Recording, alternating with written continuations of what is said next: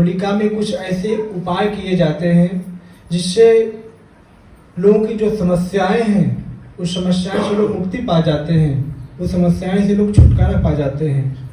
होलिका दहन के समय आपका जो उपाय बताया जाएगा उस उपाय को अगर आप कर लिए तो बहुत सारे समस्या से छुटकारा मिल जाएगा। तो सबसे पहले जानते हैं कि होलिका क्यों मनाया जाता है, होलिका का क्या महत्व है, आज इस पर हम चर्चा करेंगे।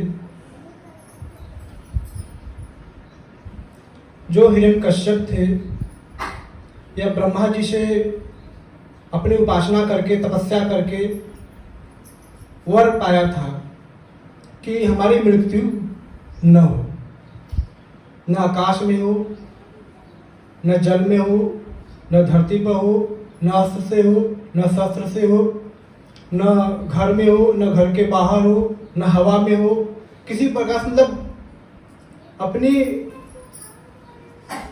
मृत्यु अमर करने के लिए ऐसी वरदान हिरण्यकश्यप ने ब्रह्मा जी से वर पाया। ब्रह्मा जी दे भी दिए। तो हिरण्यकश्यप को घमंड हो गया, अब तो मेरा कोई कुछ नहीं बिगाड़ सकता, अब तो मैं कभी मर नहीं सकता। वह राजा था हिरण्यकश्यप, वह अपने पूरे राज्य में बोल दिया मेरे अलावा और किसी का पूजा नहीं होगा, सिर्फ मेरा पूजा होगा। जो मेरा पूजा नहीं करेगा उसको दंड दिया जाएगा, उसको मृत्यु दंड भी दिया जाएगा, जो भी मेरी बात नहीं मानेगा। अब राज्य के जितने भी लोग हैं अब डर के मारे हिरण्यकश्यप को सब लोग पूजने लगे, लेकिन एक व्यक्ति नहीं माना। वो कौन है? प्रहलाद। प्रहलाद नहीं माना, खुद के बेटा नहीं माना। हिरण्यकश्यप ने बहुत सारा धमकाया, डराया, मारने की धमकी दी, लेकिन प्रहलाद नहीं डरा। एक बार पहाड़ों पर ले फेंक दिया गया प्रहलाद को, लेकिन भगवान ने बचा लिया। हिरण्यकश्यप अपना सारा जो उपाय था प्रहलाद को मारने का, सारा उपाय कर लिया, लेकिन एक भी उनका उपाय काम नहीं किया।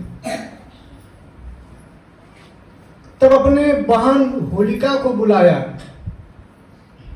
हिरण्यकश्यप,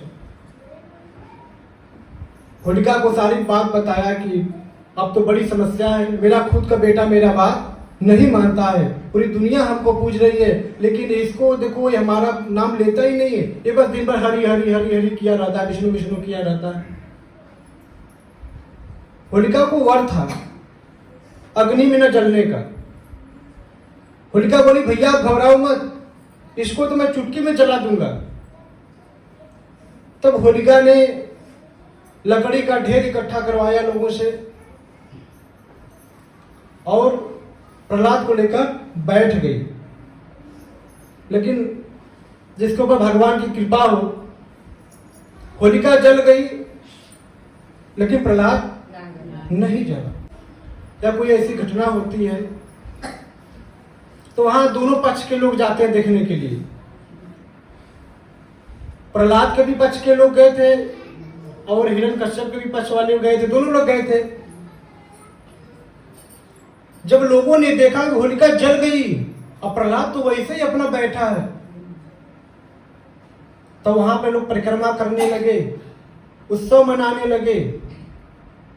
तब तो हिरण्यकश्यप को तो एकदम बुरा लग गया, बहुत बुरा लगा। तब प्रहलाद को बोला हिरण्यकश्यप तूने अपने बुआ को मार दिया, लेकिन मैं तुमको छोड़ूंगा नहीं। तब हिरण्यकश्यप ने एक राड को गरम, खम्मा को पूरा गरम कर दिया, लोहे का खम्मा था, पूरा एकदम गरम कर दिया, धधकती हुई आग बन गया। वो जब लोहा गर्म हो जाता तो कैसा हो जाता है, देखिए ना, आग जैसा पूरा। तो हिरण्यकश्यप ने कहा कि अब इससे तुम लिपट जाओ, अब देखता हूं कि कौन आता है बचाने के लिए तुमको।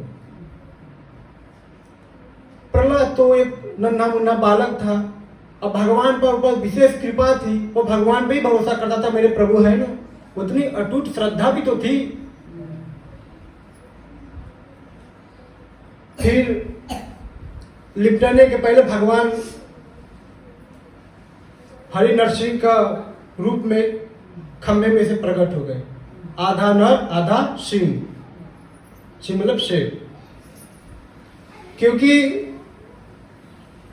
हिरण्यकश्यप को वर था कि न वह किसी मनुष्य से मरेगा, न किसी पक्षी से मरेगा, न आकाश में मरेगा, न पाताल में मरेगा, न अग्नि से, न अस्त्र से, न शस्त्र से, न सुबह न शाम, ये वर था। तब भगवान ने आधा नर आधा सिंह का रूप बनाकर उस खंभे में से प्रकट हुए और हिरण्यकश्यप को घसीट के ले गए घर के मेन चौखट पर। उस समय न रात थी न दिन था। अपने गोद में लेकर न अस्त्र से न शस्त्र से, अपने नाखून से उसका सीना क्या किए, फाड़ दिए। हिरण्यकश्यप का क्या हो गया, वध हो गया। तो ये जो होलिका दहन लोग करते हैं, यह अधर्म का नाश और धर्म का विजय।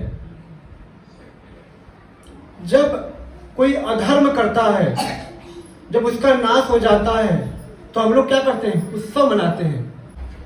तो ऐसे हिरण्यकश्यप और होलिका जैसे अत्याचारी उस राज्य में लोगों के अंदर दहशत फैलाए हुए थे। उनके आसुरी प्रवृत्ति थी अंदर, भगवान को मानने वाले नहीं थे और बहुत सारा अत्याचार कर रहे थे। तो प्रहलाद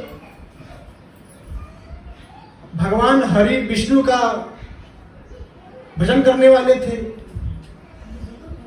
और उनकी बुआ का मृत्यु हो गया।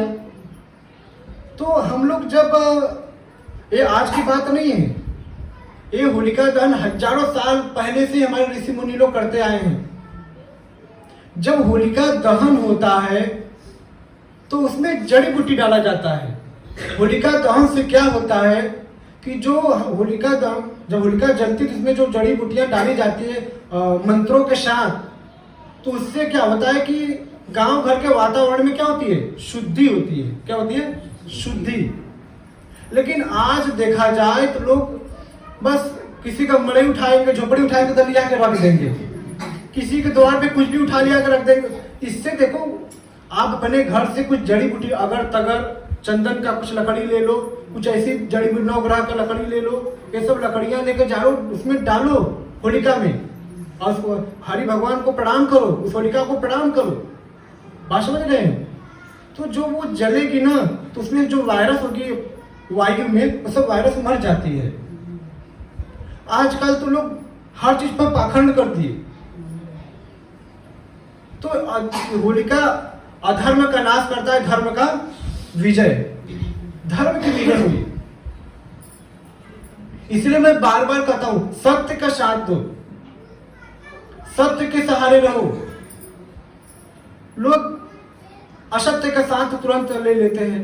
देखिए, कितनों भी आपको प्रलोभन दिया जाए, कितनों भी आपको सुख सुविधा दिया जाए, अगर असत्य के साथ दोगे तो एक न एक दिन आप भी मिट जाओगे उसके साथ। ख्याल रखना। मैं कई बार प्रमाण दे चुका हूं। आप महाभारत में देख लीजिए, इतने बड़े बड़े ऋषि मुनि लोग, पितामह भीष्म जैसे, द्रोणाचार्य जैसे लोग, मात्र दुर्योधन का साथ देने की वजह से वो भी युद्ध में मारे गए। उनको मारने वाले दुनिया में कोई नहीं था। जब जब आप अधर्म का साथ देते हो, तब आपकी जो शक्ति होती है वह शक्तिहीन हो जाती है, कमजोर हो जाती है, सत्य के आगे फीका हो जाती है। होलिका में देखिए, हर साल कुछ न कुछ लोग का मृत्यु भी हो जाता है, जल जाते हैं, कोई ना कोई चोटिल हो जाता है। चोटिल तो आप बल्कि पूरे परिवार को डिस्टर्ब कर दोगे, पूरे परिवार का होली खराब कर दोगे। इसलिए जब होलिका दहन हो रहा हो, उस समय आप जाओ तो उसको प्रणाम करो दूर से ही।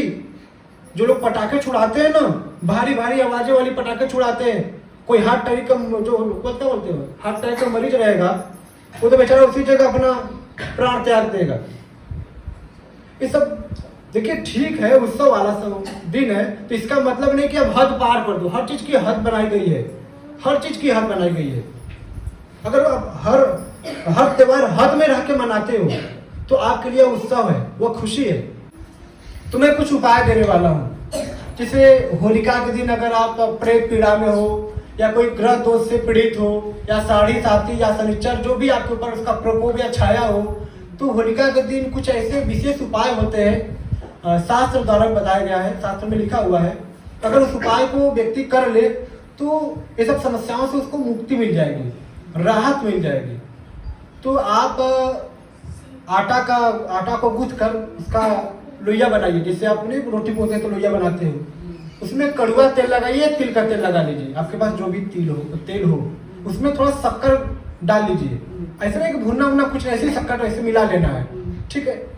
मिलाने के बाद अपने पूरे परिवार का हाथ स्पर्श करा दो उस पर, भाव से भगवान का नाम लेते हो कि सब स्पर्श करें, जो भी इनके ऊपर दोष ग्रस्त समस्या है सब इसी में आ जाएगा। तो होलिका माता हरि कृपा से सब जल के नष्ट हो जाएगा।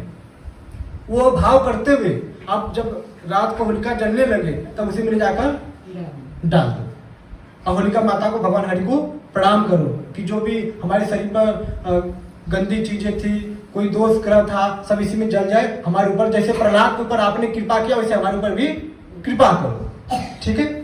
उस भाव से प्रणाम करके फिर अपने घर पे चले आइए। और मैं एक उपाय देता हूँ, होलिका के दिन आप थोड़ा नमक ले लीजिए, थोड़ा पीली सरसों ले लीजिए और थोड़ा गेहूं ले लीजिए, अपने शरीर से 7 बार उतार लीजिए। जिसके ऊपर कोई दिक्कत होता हो, बहुत ज्यादा कोई रोगी होता हो जो हमेशा रोग से परेशान रहता हो, या कि लगता है कि हमारे ऊपर कोई प्रेत पीड़ा है, उनको शरीर को डिस्टर्ब कर रही है, तो उस जो मैं सामग्री बताया हूँ अपने शरीर से 7 बार उतार के अपने जाकर होलिका में डाल दो और प्रणाम कर लो भगवान हरि को।